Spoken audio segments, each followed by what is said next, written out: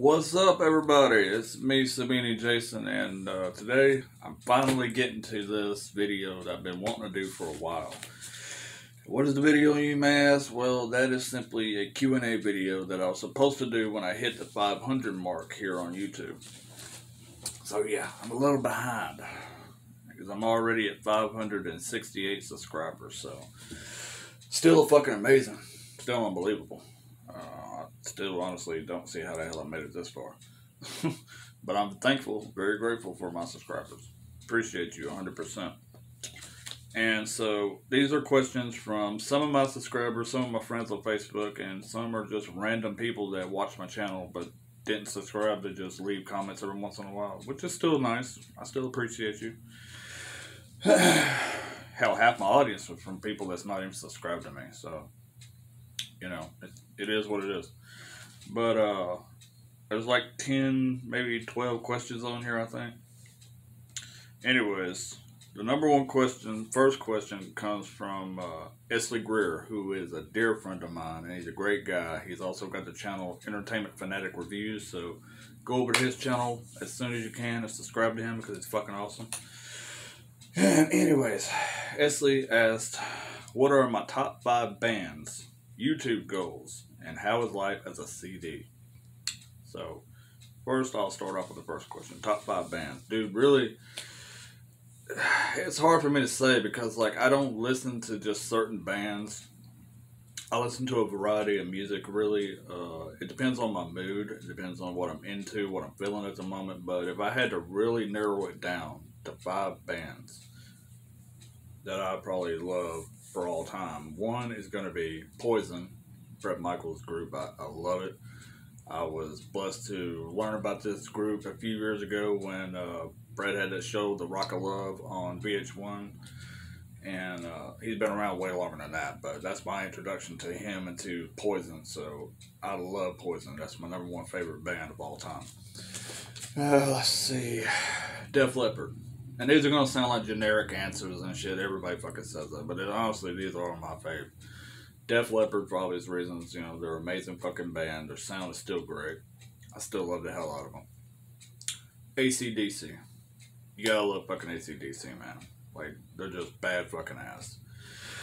Even today, AC/DC still sounds the fucking same. Like, they're just put out a new album not long ago. So, I love the hell out of some AC/DC. Let's see. And number 1... Well, not number 1. Number 4 is going to be Creed. Actually, they should be number 1 for me, but they're not. Definitely Creed, dude, because I found out about their music in the late 90s and early 2000s when Scream 3 came out and Halloween H2O. They did 2 badass songs for both movies. And Creed, I just think, is a very underrated band. You know, some people say overrated, but for me it's underrated because you don't hear much about them anymore. And I think they have disbanded since then, but I love some Creed. I really do, man. And then number 1 is going to be, why the hell do I keep saying number 1? Number 5. Forgive me, it's early morning hours, y'all. I just woke up not long ago. So I seem a bit incoherent, that's why. Still got my cup of coffee right here.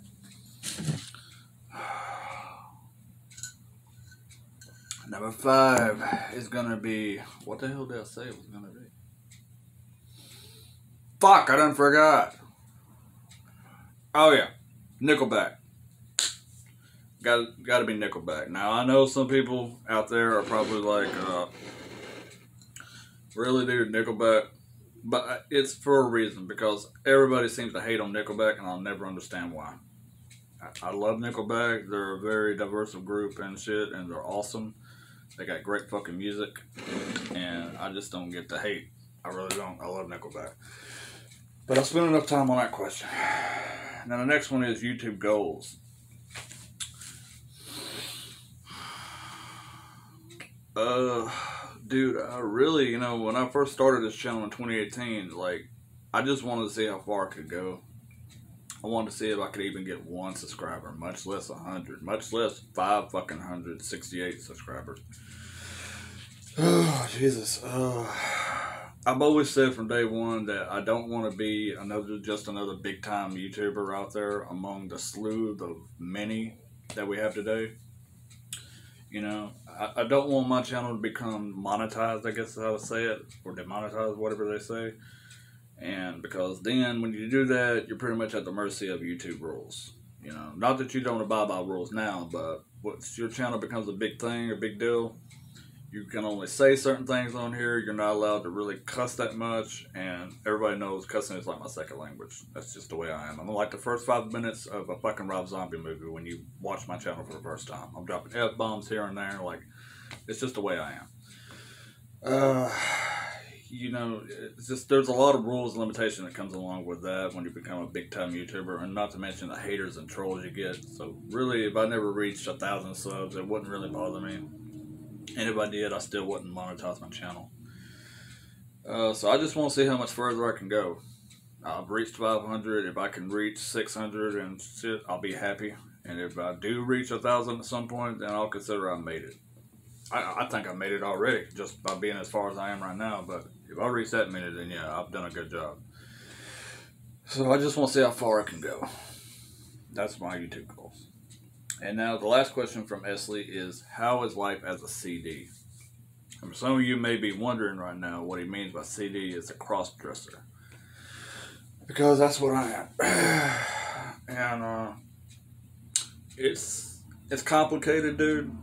You know, it's kind of complicated because on the surface it seems simple and okay, but when you take the risk of going out in public and being yourself, and dressing as you want to dress, and being who you want to be, who you truly are inside, it's kind of difficult.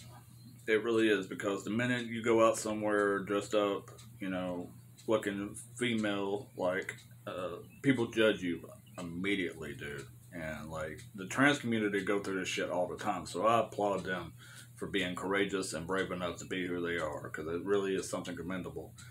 And for me, it's not easy at all either, because for years, you know, as you know, Esley, or anybody else that knows me very well, I was a closeted homosexual, you know, for a long time.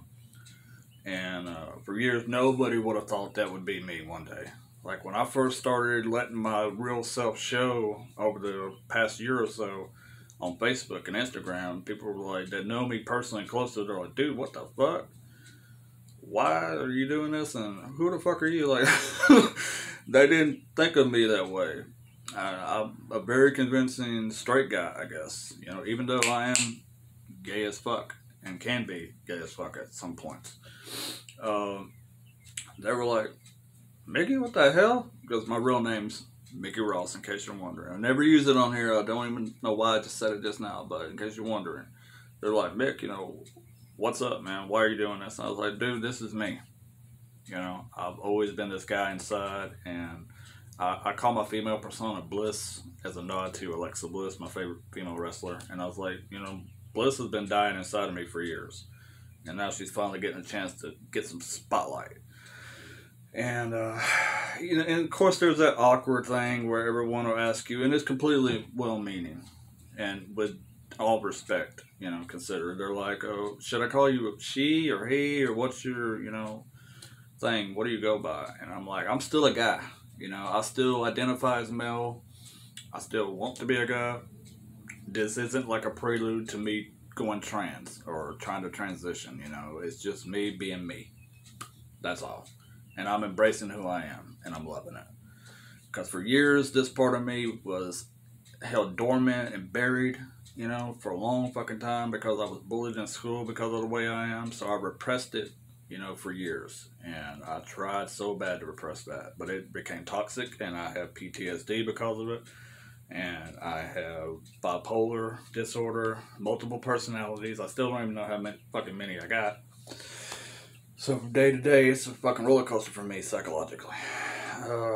But embracing this has really helped me in some ways, a lot of ways. So it's complicated, but it's satisfying at the same time, if that answers your question. Great question, Cecil. This video is going to run a little long, man. It's already at 9 minutes and 44 seconds, but it's worth it. Alright, moving on to Shelly. And Shelly is a very sweet girl, a very beautiful woman that I'm friends with on Facebook. She says, what is my best quality? I guess probably my sense of humor. You know, a lot of people would say it's my good nature and my good heart. I'm a big hearted person. I'm a very kind hearted person.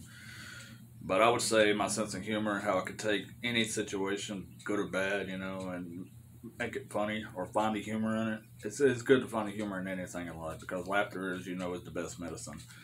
So it definitely my sense of humor. You know, it helps me break the ice with people I don't really know, and it's helped me get along with a lot of people that I didn't think I'd ever get along with. And I just make anybody laugh. You know, it's a gift, I guess. Oh, and the fact that I can do voices, impressions, which is something I want to showcase on this channel at some point. The many voices I can do, and it's fun. It really is a big part of my personality. So thank you, Shelly, for that awesome question. Now, moving on to number 3, and this is from Monty Lamont Smith, who is also known as the Horror Miser here on YouTube. He's a great fucking guy. Go over to his channel right now, the Horror Miser, and subscribe to him because Monty is awesome. He's a big WWE fan. He's an even bigger horror fan. The guy is great. I love Monty. He's just fucking awesome, man. And he says, what are my thoughts on Wrong Turn 2021?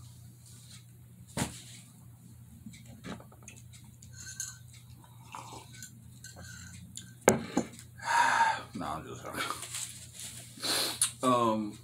for Wrong Turn 2021, dude, it's not terrible. It doesn't suck. You know, really, I can't say the movie's trash because it's not. It did what it aimed to do, which is try to shock audiences and give that shock factor out there. But I think that the whole purpose of them calling it Wrong Turn was kind of wrong in marketing, if you ask me personally. I don't think it was a smart move. I think they could have called it anything else and it would have been just as successful. Because to me, it's not a wrong turn movie, personally.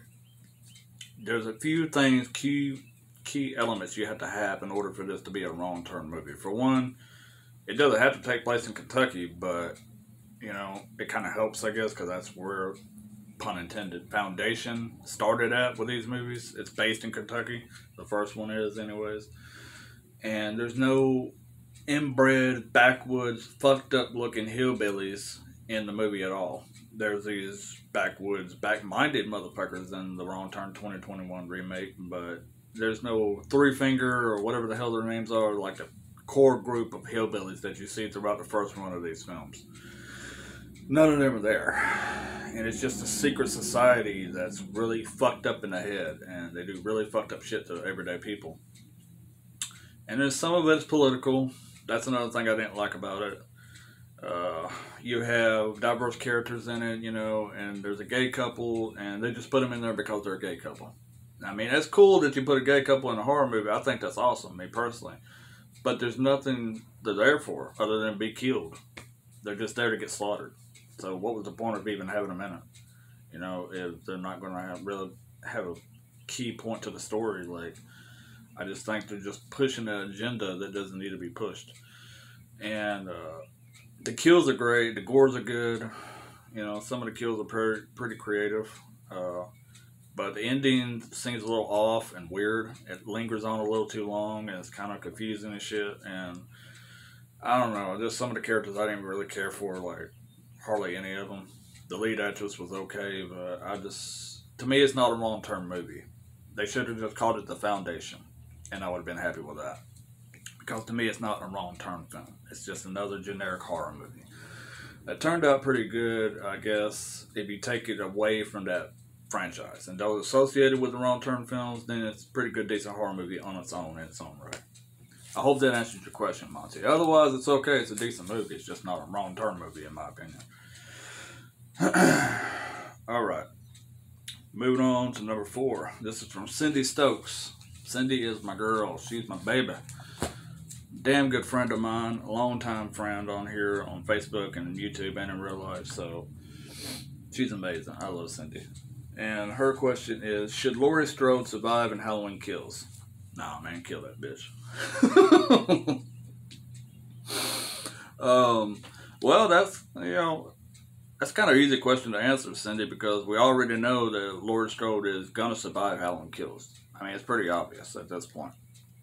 We all know that she's signed on for the next 2 movies, and she's going to be in Halloween Ends, because if they kill Laurie Strode off in Halloween Kills, then where do you got to go with the story in Halloween Ends? I mean, they could continue it. It's going to be continued regardless, and it would kind of be shocking. Who knows? It would be kind of badass maybe if they pulled the trigger and did something we don't expect and killed Laurie off in Halloween Kills. But then you would just have Allison and Karen to carry the story for the rest of the time in Halloween Ends. So if they were going to kill Laurie off already, they should have did it in 2018, which is something that a lot of other people agree with, is that Laurie should have died with Michael in the fire at the end of 18. Then you would have had Allison and Karen to carry on the story, and that would have been okay. I wouldn't have cared. Because personally, I think the Laurie Strode and Myers saga has been drawn out way too long. It's overdone. It's overdid. You know, like, she should have been dead a long fucking time ago. But I don't believe she'll die in Halloween Kills. They may fake us out and make us think that she's gonna die, and then make it end with Halloween Ends, and she finally dies in Halloween Ends. I hope she dies in Halloween Ends, because her character deserves to die already. She deserves a good death, a good ending to her story arc. I hope that answers your question, Cindy. I'm looking forward to Halloween Kills, though. I am. I'm very excited for that movie and Halloween Ends. Okay, so moving on to number 5. All right, this question is from Mike Trueluck of the Atheist Dummy channel on YouTube. Go over to his channel, check him out. He's got some pretty cool shit, man. He does movie reviews. He does comedy skits with movie clips and shit, and he's a really fun guy. Very awesome dude. And his question is, what is my favorite horror franchise? It's kind of a hard question, because dude, there's so many that I love. Like, you know, I grew up on the classics: Halloween, Friday the 13th, Elm Street, the big 3, you know, of course, Chucky, Texas Chainsaw Massacre. I didn't get into Texas Chainsaw until later in life, but the core ones that I grew up with was Jason and Myers. I guess, considering Friday the 13th Part 7, The New Blood was my first introduction into horror. It's the first horror movie I ever watched, I think. Or it might have been Child's Play 3. But if it was Child's Play 3, it's funny because Chucky isn't my all-time favorite at all. He's still one of my favorites, but not my big-time favorite. My big-time favorite probably would gonna be Jason. Yeah. Because The New Blood was the first film I had the introduction to that character and to the Friday the 13th franchise. Then I went all the way back to 1. And as iconic as Part 1 is, it's I don't know. Friday the 13th Part 1 pales in comparison to any of the sequels, I think. It's just boring to me. You know, when you compare it to like a Part 2 or Part 4 or even Part 3. It's cool and all, but like Jason is the whole reason I love the franchise. Pamela was a cool killer, but I like any of the sequels pretty much over that one. So it'd probably be Friday the 13th is my favorite franchise among all. But I got love for all of them. So thank you, Mike. Now, this question comes from Jason Butler, another great Canadian that I know of. And I say it that way because I'm not Canadian, but I follow Canadian people on social media, like Dave McRae. He's one of my biggest fucking YouTubers that I love and adore. I think Dave McRae is fucking awesome.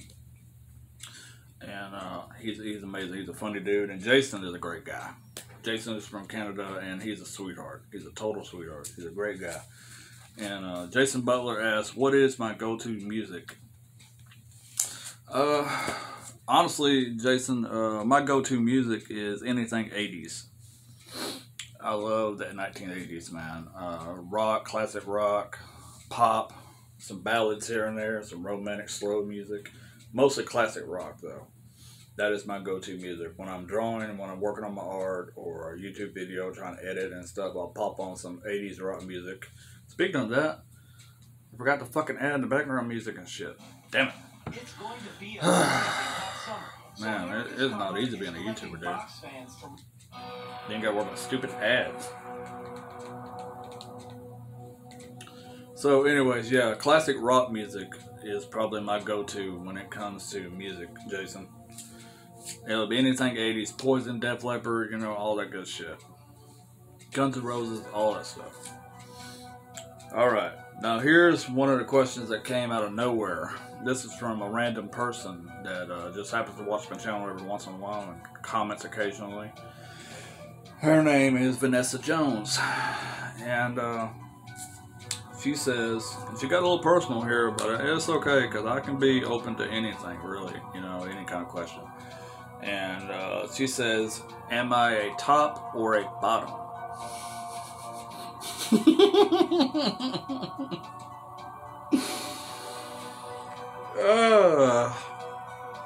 She ain't shy at all, is she, y'all?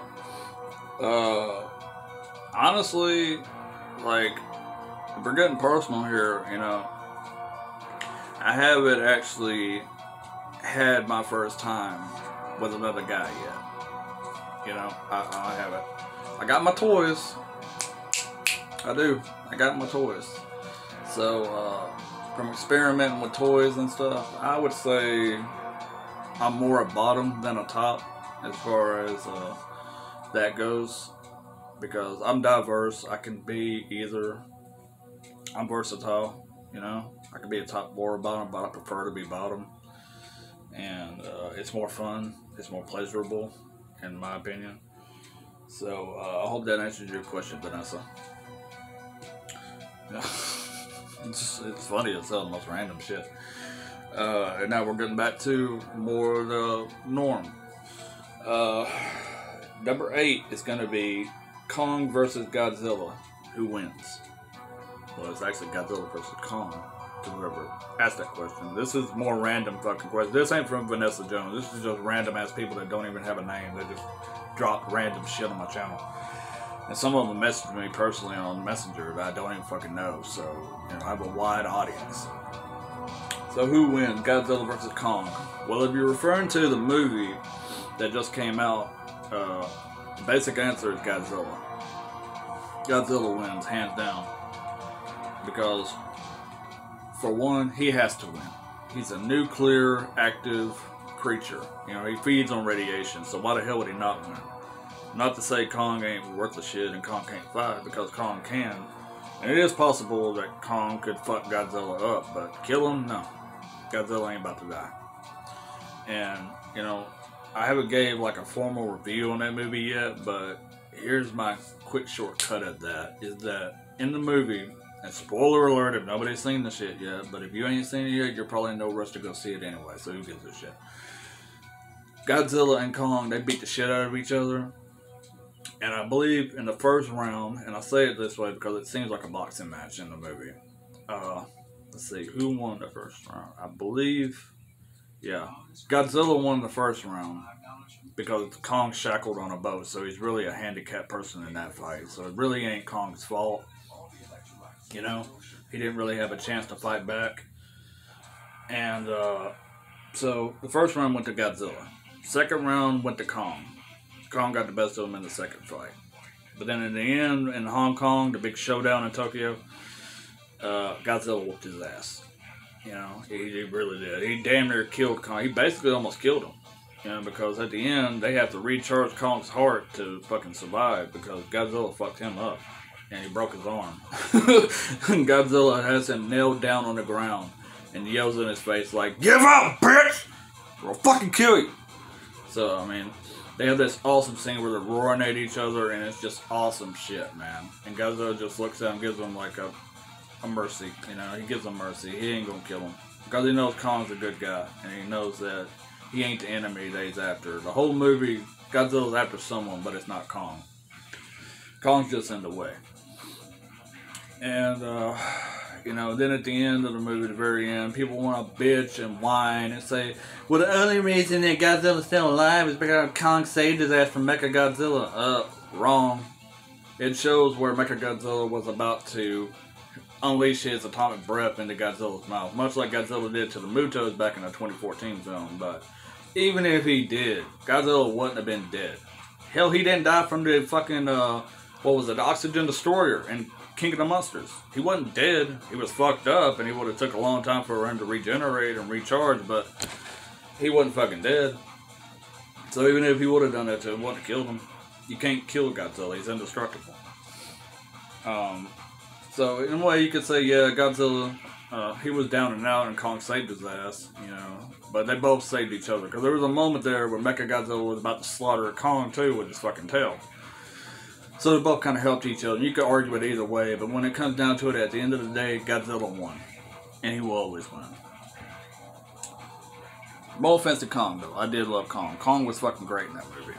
It's just, if you ask me, Godzilla was always going to win.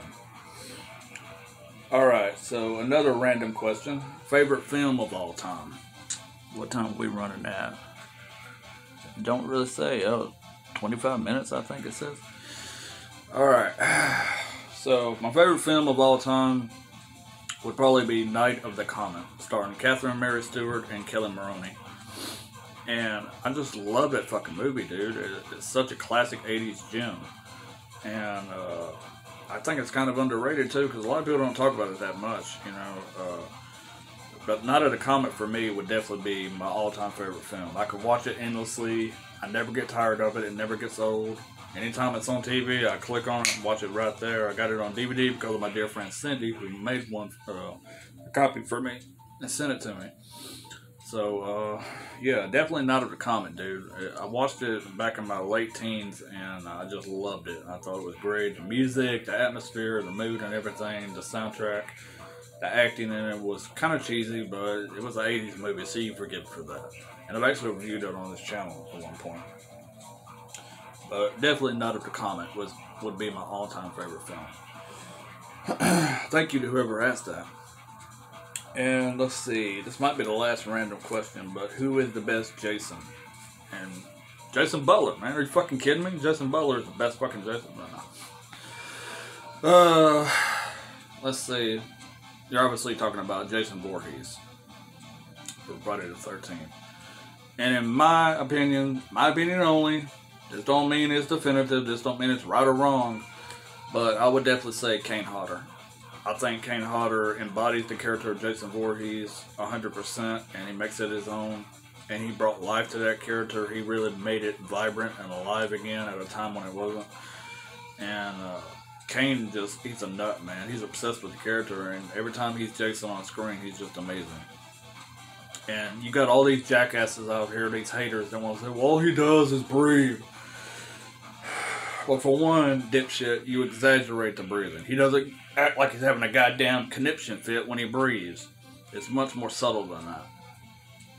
And Kane just brings a whole body of vocabulary to the character that's never been seen before. You know, before Kane, whoever did Jason, they didn't want to do it more than once.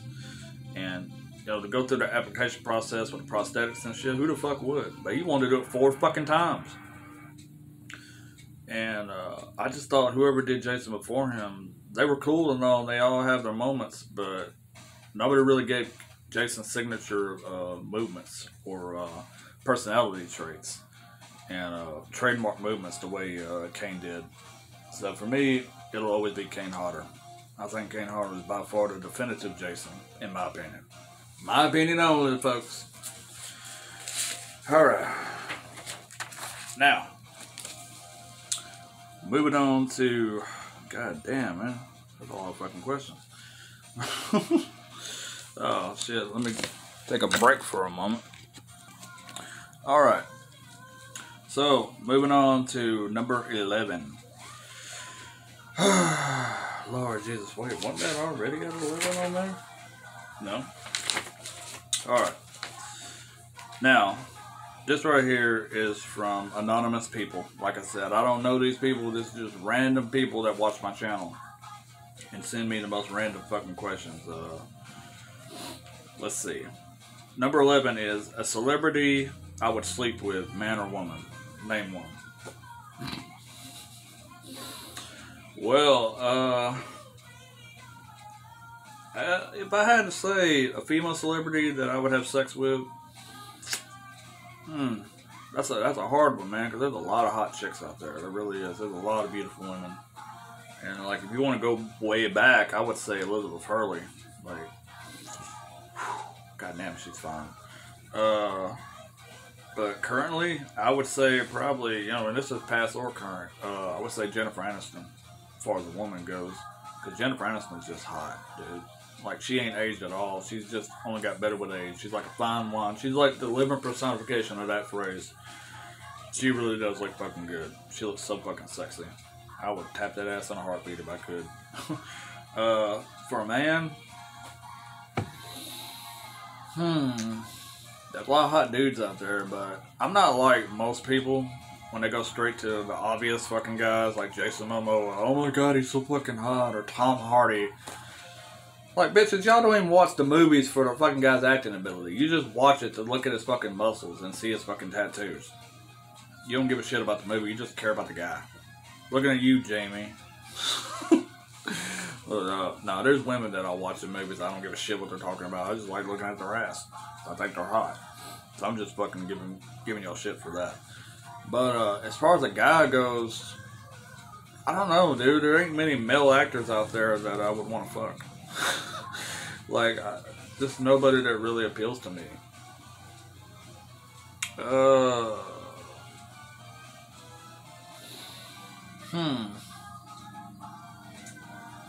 Damn, that's a hard one.